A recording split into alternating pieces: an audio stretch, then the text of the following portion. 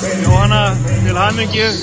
Þið voru bara að skrá ykkur á spjöld sögunar í kvöld. Það bara þannig, algjörlega. Við erum bara hrikalega ánægð með liðið okkar og samfélagið allt náttúrulega bara í skýjunum. Háir bjuggust við þessu, en staðreyndin er svo. Við erum bara búin að vera mjög öflug í allan vetur og það var allt til í spilunum að við myndum taka þetta. Já, frábært. Ég var að tala við strákan ykkar hérna sem eru búin að vera öll þessi ár. Og þú búin að vera hérna hvað, 20 ár?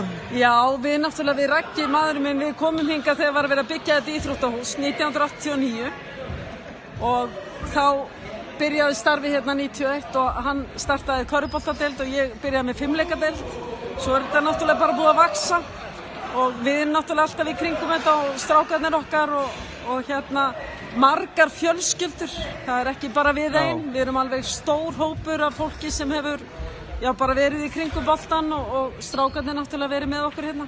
Maður sér það á bara liðsheildinni í mannskapnum í kringum þetta að þið áttu þetta svo sannarlega skil. Ég er sammálaður, algjörlega. Og það var bara svo, það var svo mikið gleði í hópnum og strákarnir náttúrulega spiluðu bara eins og kóngar hérna í restina. Þeir bara læstu vörninni og þeir áttu bara ekki séns, Keflvíkingar, þegar þeir spila sinn besta leik. Bara ennáttu til hamingju og njóttu kvöldsins. Takk hérlega.